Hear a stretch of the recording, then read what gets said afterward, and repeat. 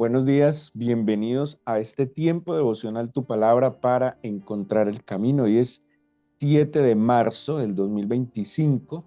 Vamos a continuar con la lectura de la Biblia con el segundo libro de Samuel, capítulo 12, versículos 1 al 23, y el libro de los Salmos, capítulo 51. Segundo de Samuel 12, 1 al 23 y Salmos 51.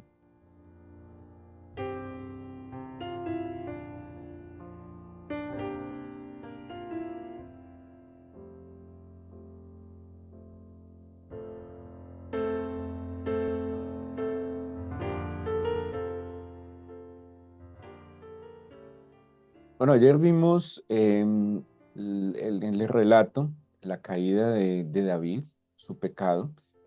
Vimos algunas enseñanzas y advertencias que pues, están allí para nosotros, sin duda alguna, así lo expresa la misma escritura. Pero también el capítulo 12 nos muestra, y esta es la gran diferencia de David con Saúl, y es que los dos ante la digámoslo, la confrontación que tuvieron con el profeta del Señor. En el caso de Saúl fue Samuel y en el caso de David fue Natán. Ambos tuvieron una reacción diferente. Y meditaba un poco sobre la función del profeta, ¿sí? Eh, Nosotros seguramente tradicionalmente hemos visto, pensado en la figura del profeta como alguien que adivina el futuro, ¿sí? Como alguien que pues está o debe o queremos que nos muestre las cosas que vienen en el futuro, pero acordémonos que la profecía tiene que ver con, entre otras cosas, cuando hablamos de mostrar, no necesariamente es mostrar cosas que se vienen en el futuro, sino también revelar algunos asuntos que están ocultos, que tienen que salir a la luz. La Biblia habla, dice la palabra profética más segura. ¿Cuál es la palabra profética más segura? Pues lo que a nosotros nos quedó como testimonio, lo que está escrito. Así que tanto Samuel con Saúl como Natán con David van a cumplir esta función de confrontar con la verdad del Señor la realidad que estos hombres vivían. De nuevo, ambos pecaron, de nuevo, ambos desobedecieron claramente, ambos se encontraron en oposición a la voluntad del Señor, pero hubo una reacción diferente ante la confrontación con el profeta.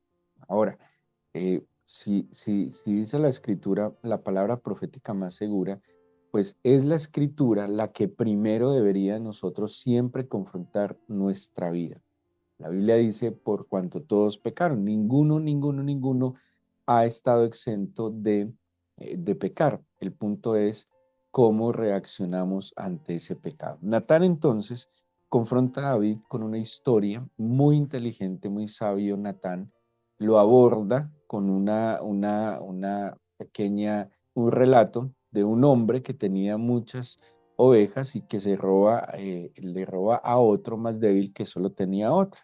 David entra en cólera pidiendo justicia para este hombre que actúa de manera injusta, y ahí es donde Natán lo confronta y le dice, bueno, pues ese hombre es usted, porque usted, siguiendo una mala costumbre de los reyes, bueno, es muy importante entender en la lectura de la Biblia que el Señor le había marcado un camino y siempre le ha marcado un camino a la humanidad. Lastimosamente, el hombre, el ser humano, tuerce ese camino, interpreta ese camino, acomoda ese camino como a él le conviene, como él considera que le conviene. Así que el Señor desde el principio había establecido que en la relación marital era un hombre con una mujer, ¿sí? El Señor desde el principio no aprobó, digámoslo, la poligamia, ¿sí? Ni la infidelidad. El Señor claramente desde el principio de la Biblia establece, por eso dice, serán una sola carne, dejarán a su padre y a su madre, si este principio de intimidad y de separación. Ya sabemos que fue de los descendientes de Adán y Eva, que Lamec, que aparece en la genealogía de Adán y Eva, Lamec inventó tomar otra mujer. Sí, bueno, es una historia muy interesante que en algún otro momento la hemos estudiado, cuando Lamec decidió tomar para sí dos mujeres y de alguna manera imponer en la humanidad una mala costumbre. Ahora, David, como era rey, habían unas costumbres que tenían los reyes en su época como ahora, ¿sí?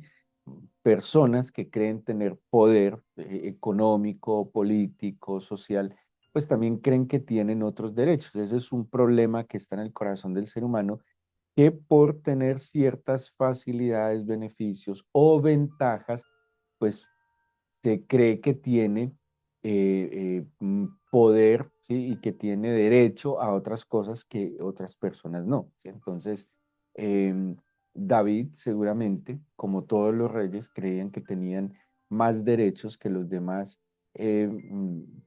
digamos, seres humanos o personas que estaban en su reino. Y los reyes, entre otras malas costumbres, tenían la poligamia. Ellos tenían varias esposas, tenían concubinas, y David no estuvo exento de esta mala práctica, ¿sí?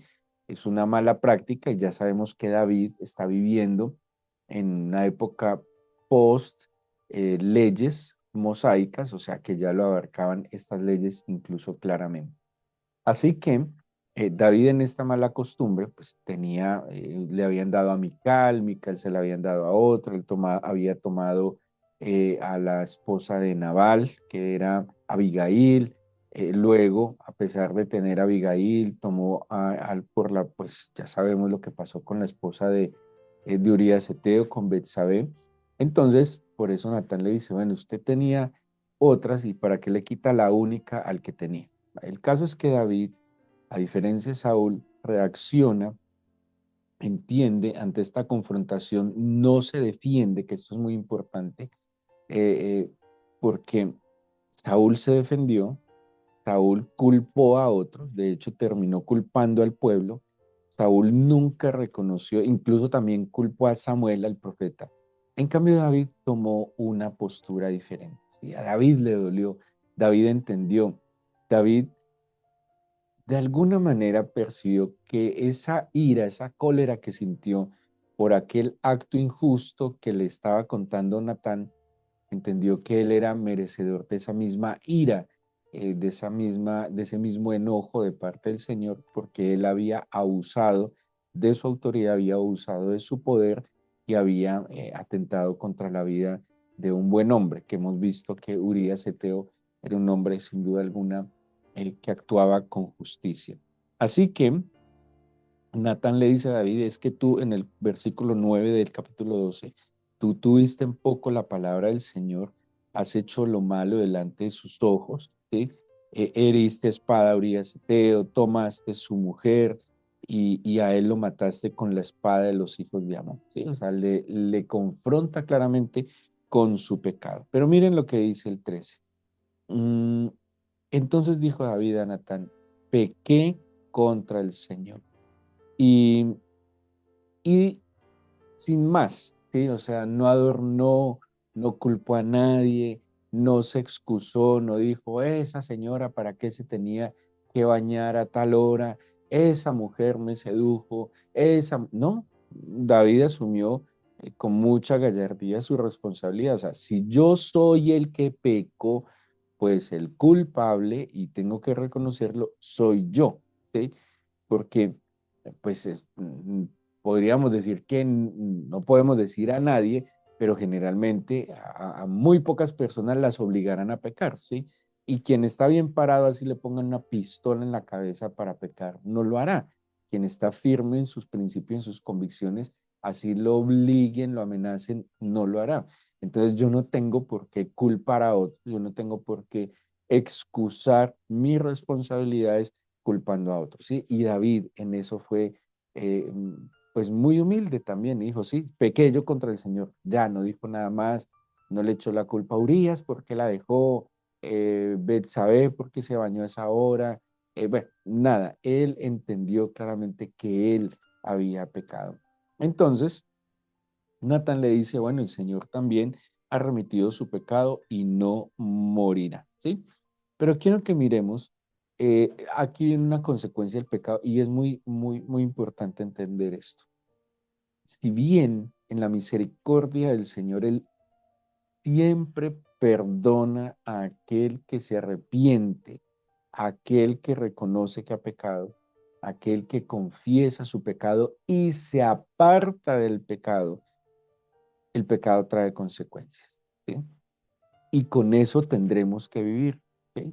Y de alguna manera eso se convierte en un peso que vamos a llevar, pero el pecado trae consecuencias. O sea, el Señor perdona nuestros pecados, el Señor limpia nuestra maldad, así lo dice Primera de Juan 1:9, pero lastimosamente el pecado trae unas consecuencias y algunas consecuencias del pecado pues simplemente no van a cambiar. La consecuencia del pecado de David fue, bueno, Betsabé también pecó de ambos. Obviamente el pecado de David era mucho más grave, pero la consecuencia del pecado es que su hijo se enfermó. Cuando su hijo se enferma, David entra en ayuno, en oración, en súplica al Señor, pero lastimosamente el hijo de David y Betsabé muere, ¿sí? Muere a causa de la enfermedad. Bueno, ahí está en el capítulo 12 para que lo detallen, porque quisiera que me acompañaran al Salmo capítulo 51. ¿Por qué? Porque si ustedes abren su Biblia en el Salmo 51, tiene un título original, o sea, el título original del Salmo, ya les he dicho, no es el que está en negrilla. Este es un título que colocan los traductores de la Biblia, pero el título original del Salmo es un poco extenso, que está como en una letra más clarita, un poco, se distingue de las otras letras del Salmo y dice así: al músico principal, así titula originalmente el Salmo, al músico principal, Salmo de David, cuando después que se llegó a Betsabé, vino a él Natán el profeta. O sea, que este salmo es compuesto después del encuentro que tiene David con el profeta Natán, ¿sí? Este salmo es la reacción. Acordémonos que David tenía una relación cercana con el Señor. David, en medio, cuando era pastor, él cantaba, él componía salmos, él alababa al Señor, pero los salmos no solo son alabanzas, ¿sí? Los salmos también son súplicas, los salmos también son bueno, de hecho, hay salmos penitenciales, hay salmos imprecatorios. El salmo imprecatorio es un salmo, digámoslo de alguna manera, de súplica, donde está pidiendo que lo libre del enemigo, incluso pide venganza contra el enemigo. ¿Sí? Entonces, los salmos no solo son alabanzas, sino que los salmos también son oraciones y súplicas. ¿Sí? Ahora, David, después de que es confrontado por el profeta Natán, compone este salmo. O sea que este me parece muy, muy lindo porque el relato del libro de Samuel nos cuenta la situación de manera externa, por decirlo de alguna manera. Pero el Salmo 51 nos muestra qué había en el interior de David. Sí, extraordinario y no nos lo da la Biblia en todos los casos. Y hay muchos relatos, por ejemplo, de Abraham, de Isaac y de Jacob, pero no necesariamente tenemos lo que ellos pensaban, lo que ellos sentían en su interior. Aquí sí vemos lo que David estaba experimentando. Y miremos entonces la otra parte. Ya vimos que Natán lo confrontó, David reconoció, pero ¿qué pasó en la intimidad de David con el Señor? Entonces empieza a decirle en el versículo 1, ten piedad de mí, oh Dios, conforme a tu misericordia. Estoy en el Salmo 51.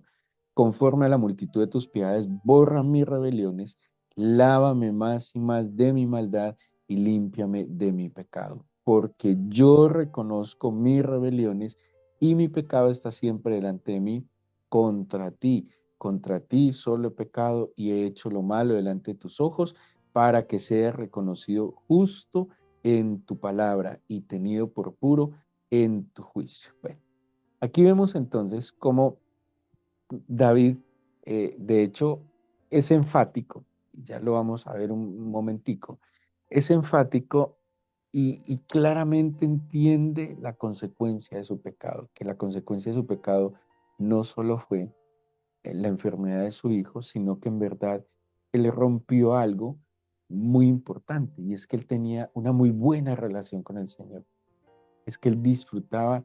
Ahora, una cosa es la sensación de pecado cuando estamos apartados del Señor, cuando, digamos, nunca hemos tenido relación con el Señor, comunión con el Señor.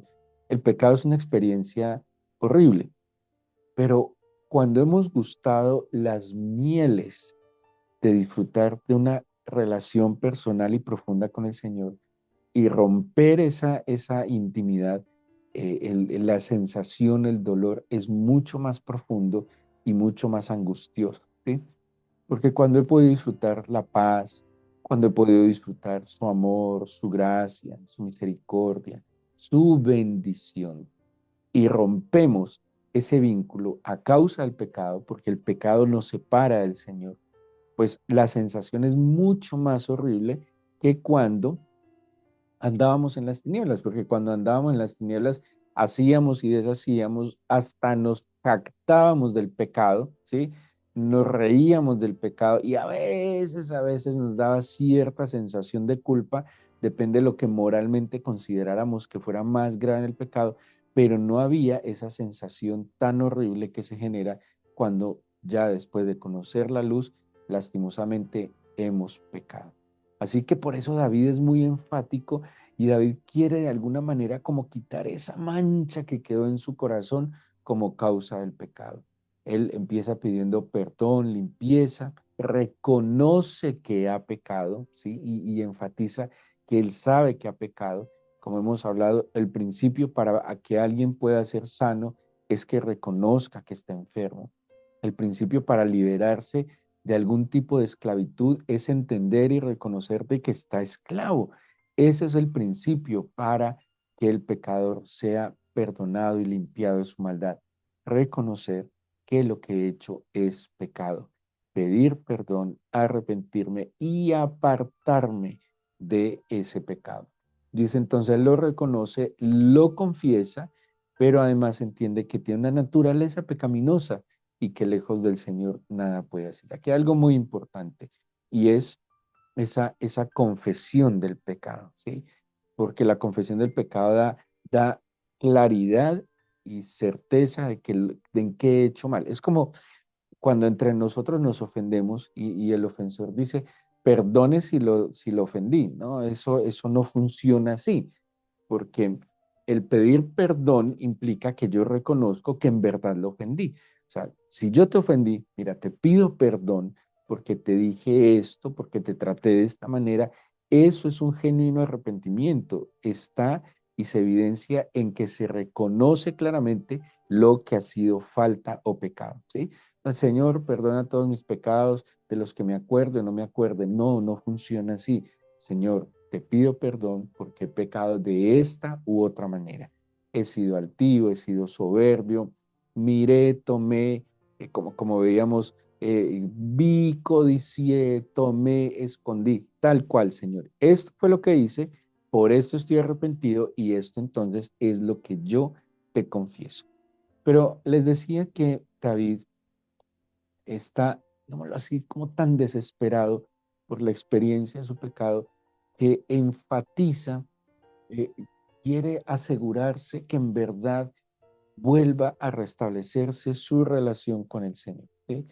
Él no lo da por hecho y dice, bueno, cuando quiera me perdona. No, él está tratando de asegurarse que en verdad el Señor lo perdona y que en verdad va a poder volver a disfrutar de lo que el Señor le había concedido. Entonces miren cómo él empieza a decir, eh, ten piedad de mí, ¿sí? Conforme a tu misericordia, conforme a la multitud de tus piedades, y miren lo que empieza a enfatizar, borra mis rebeliones, lávame más y más de mi maldad y límpiame de mi pecado. ¿Sí? Entonces, mire, tres cosas que reconoce él, que lo están atribulando, pero también respecto a esas tres cosas le pide al Señor enfática e insistentemente, mis rebeliones, bórralas, ¿sí?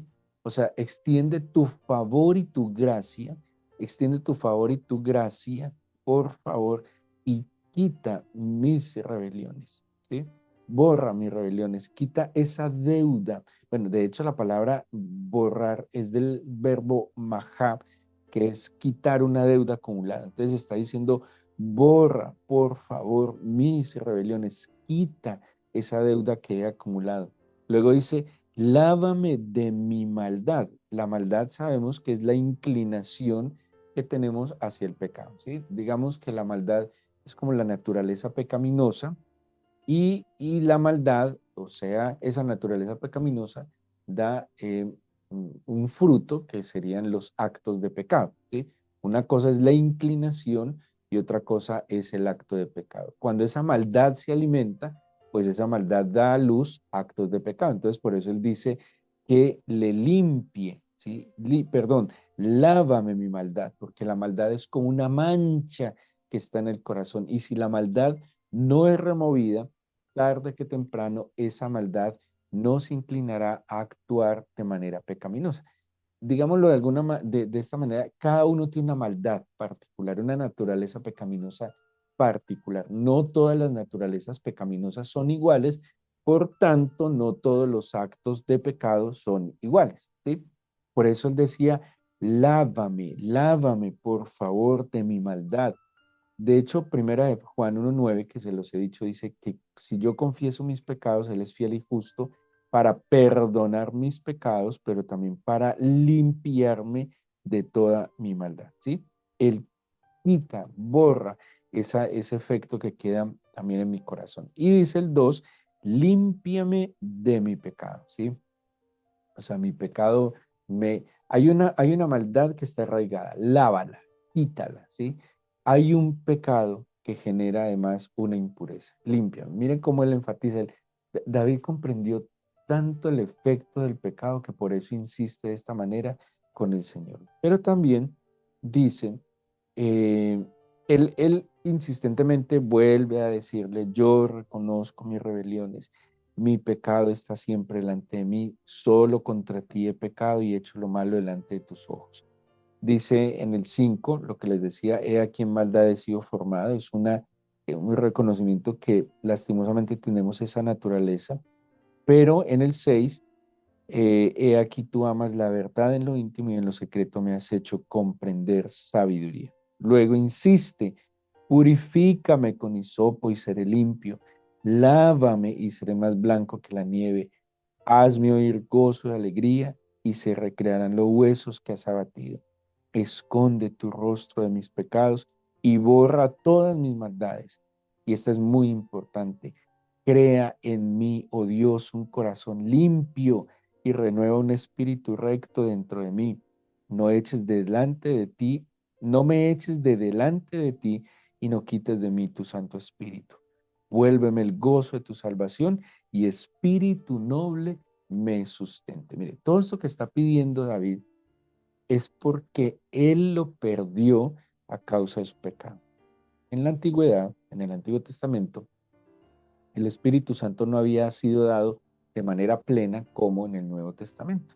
El Espíritu Santo venía sobre algunos personajes, por eso el tema de la unción, sobre algunos personajes escogidos, elegidos y apartados, y por ende por el Espíritu Santo capacitados para cumplir algunas tareas.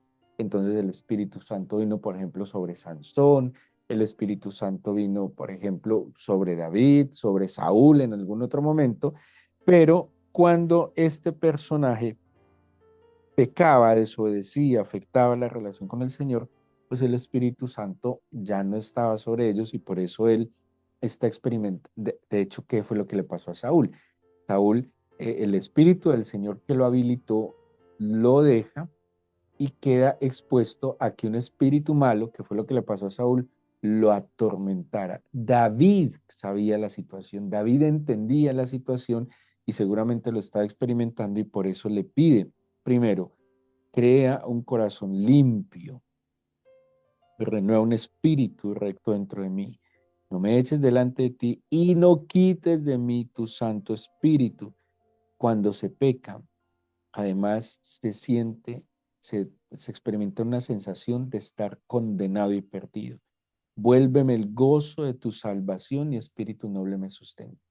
O sea, David no se limita entonces solo a reconocer de que ha pecado, a confesar su pecado, a apartarse de la fuente de pecado, sino que él busca de manera persistente restaurar su relación con el Señor.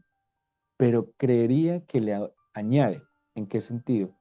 De que él ha experimentado una situación tan trágica, tan desastrosa para su vida, que le pide que además le guarde y le proteja para el futuro.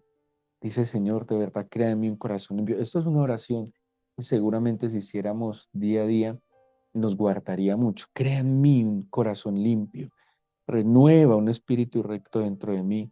No me eches delante de ti. Por favor, que tu espíritu esté activo en mi vida y vuélveme el gozo de tu salvación y que el espíritu noble me sustente. Porque esto que está pidiendo David lo perdió a causa del pecado. Todos hemos pecado, pero todos tenemos la oportunidad y tenemos la misma oportunidad porque el Señor es el mismo ayer, hoy y siempre, porque nos ama eternamente. Y, y si en verdad hay arrepentimiento en nosotros, pues lo que hemos hecho no debería volverse a repetir. ¿Por qué no?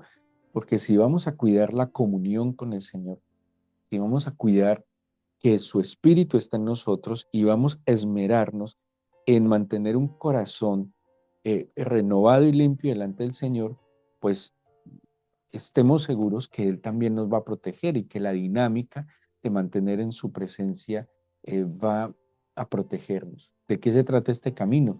Que en la medida en que maduramos en la fe, fortalecidos en la fe, en la dirección y en la gracia, como Pablo le decía a Timoteo, esfuérzate en la gracia que es en Cristo Jesús. Si nosotros vivimos en esa gracia, en procurando día a día apartarnos, agradarle, santificarnos, seguro que el efecto de, o la inclinación, esa maldad, esa naturaleza pecaminosa, tiene que ir siendo poco a poco disminuida y va a ir creciendo en nosotros la fortaleza de esa nueva naturaleza implantada que es la naturaleza divina. El Espíritu Santo dentro de nosotros, al nosotros procurar conocer, orar, apartarnos de lo malo, pues seguramente nos fortalecerá y el efecto es que pues no solo no volvamos a caer en lo mismo, sino que pues evitemos caer en cosas nuevas que puedan venir. Démosle gracias al Señor por esta semana, porque esta semana nos dio su palabra, nos dio su sustento, porque en esta nueva semana no nos faltó, ni con el techo, ni con el abrigo que agradecemos tanto en estos días fríos, Señor. En verdad, eh, sería muy difícil estar desamparado, pero tú nos has amparado. Tenemos techo, alimento, un trabajo, una labor, con todas las situaciones, dificultades y desafíos que se vienen, pero estás allí, Señor, fiel, permaneces inconmovible, Señor. Agradecemos que esta semana nos diste, Señor, luz a través de tu palabra, nos diste fortaleza por tu espíritu en nosotros.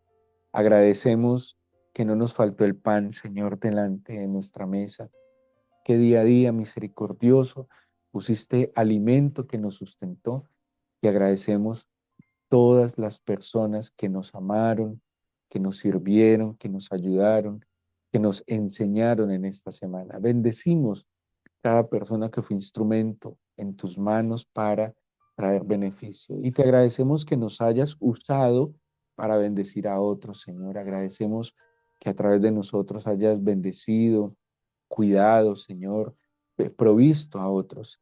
Agradecemos que estuviste, Señor, día a día, guardando nuestras entradas y salidas. Y con humildad te pedimos que nos despiertes espiritualmente para reconocer el día, el momento en que te ofendamos a ti o al prójimo y que con humildad podamos reconocer, pedir perdón, confesar nuestro pecado y buscar tu misericordia, tu compasión y tu piedad. Límpianos, lávanos, purifícanos, Señor, con tu palabra, con tu verdad y con nuestro genuino arrepentimiento que nos lleve a la experiencia del perdón y la liberación. Te encomiendo este fin de semana, te encomiendo nuestra congregación, te encomiendo el lugar donde tú nos permites ser alimentados espiritualmente y te pido, Señor, que nunca falte el pan para comer y la semilla para sembrar. Te lo pido, amado mío, en el nombre de Jesús. Amén.